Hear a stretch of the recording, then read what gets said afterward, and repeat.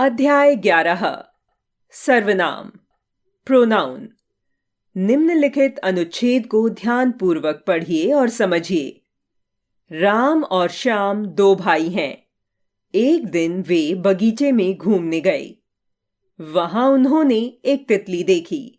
वह बहुत सुंदर थी। उसे पकड़ने के लिए वे उसके पीछे दौड़े। तभी किसी ने उन्हें ऐसा करने से रोक दिया। वह एक बूढ़ा व्यक्ति था। उसने कहा, जीवों को नहीं सताना चाहिए। राम और श्याम ने उसकी बात मान ली और कहा, हम तितली को नहीं पकड़ेंगे। उपर्युक्त अनुच्छेद में रंगीन छपे शब्द वे, उन्होंने, वह, उसे, उसके, किसी, उन्हें, उसने, उसकी और हम संज्ञा शब्दों राम, श्याम, तितली और बूढ़ा व्यक्ति के स्थान पर प्रयुक्त हुए हैं। ऐसे शब्दों को सर्वनाम कहते हैं। इस प्रकार हम कह सकते हैं, जो शब्द संज्ञा के स्थान पर प्रयोग किए जाते हैं उन्हें सर्वनाम कहते हैं। सर्वनाम के भेद, काइंड्स ऑफ प्रोनाउन। सर्वनाम के निम्नलिखित 6 भेद होते हैं। 1. पुरुषवाचक सर्वनाम। जो सर्वनाम वक्ता, श्रोता तथा अन्य व्यक्ति के लिए प्रयोग किए जाते हैं उन्हें पुरुषवाचक सर्वनाम कहते हैं। ये 3 प्रकार के होते हैं। क. उत्तम पुरुष। वक्ता जिन सर्वनामों को अपने लिए प्रयोग करता है उन्हें उत्तम पुरुषवाचक सर्वनाम कहते हैं। जैसे मैं, मुझे, मेरा, मेरी, हम, हमें, हमारा, हमारी आदि। मैं अपने गांव जा रहा हूं। हम सब मित्र हैं। ख. मध्यम पुरुष। वक्ता सुनने वाले, श्रोता के लिए जिन सर्वनामों का प्रयोग करता है उन्हें मध्यम पुरुषवाचक सर्वनाम कहते हैं। जैसे तू, तुझे, तुम, तुम्हें, तुम्हारा, आप आदि। तुम कल मेरे घर आना। आप कहाँ जा रहे हैं? ग. अन्य पुरुष। बात करने वाला जिसके विषय में बात करता है उसे अन्य पुरुषवाचक सर्वनाम कहते हैं। जैसे वह, वे, यह, ये आदि। वे कल घर आएंगे। वह वहां क्या कर रहा है? 2. निश्चयवाचक सर्वनाम।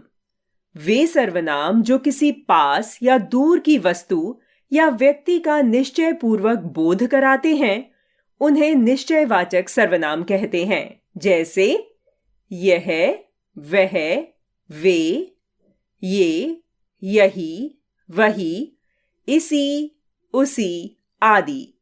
यह मेरी साइकिल है। वह मेरा घर है। उपर्युक्त दोनों वाक्यों में यह तथा वह शब्द किसी निश्चित वस्तु का बोध करा रहे हैं, अतः ये निश्चयवाचक सर्वनाम हैं। 3. अनिश्चयवाचक सर्वनाम।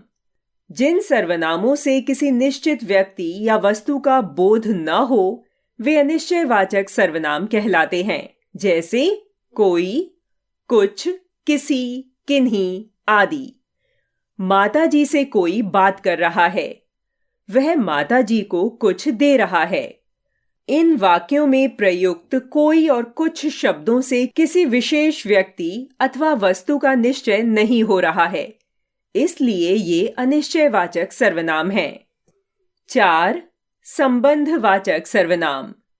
जो सर्वनाम शब्द किसी दूसरे सर्वनाम से संबंध का बोध कराए उसे संबंधवाचक सर्वनाम कहते हैं। जैसे जो, सो, जिसका, उसका आदि। जो मेहनत करेगा वह सफल होगा। जिसकी लाठी उसकी भैंस। जो डरेगा वह मरेगा। उपर्युक्त वाक्यों में जो, वह, जिसकी, उसकी शब्द 2 सर्वनामों में संबंध का बोध करा रहे हैं। ये सभी शब्द संबंधवाचक सर्वनाम हैं। 5. प्रश्नवाचक सर्वनाम। जिस सर्वनाम का प्रयोग प्रश्न पूछने के लिए किया जाता है उसे प्रश्नवाचक सर्वनाम कहते हैं, जैसे कौन, क्या आदि। अभी अभी कौन गया है? अपने बारे में तुमने क्या सोचा है? इन वाक्यों में कौन तथा क्या सर्वनाम शब्द किसी व्यक्ति या वस्तु के लिए प्रश्न के रूप में प्रयुक्त हो रहे हैं, अतः ये प्रश्नवाचक सर्वनाम हैं। 6. निजवाचक सर्वनाम। जिन सर्वनाम शब्दों का प्रयोग कर्ता के साथ अपनेपन का बोध कराने के लिए किया जाता है वे शब्द निजवाचक सर्वनाम कहलाते हैं, जैसे स्वयं, अपने आप ही आदि। मुझे यह कहानी स्वयं याद करनी होगी। उसने अपने आप ही मुझे यहां बुलाया है। तुम आप ही चले आए।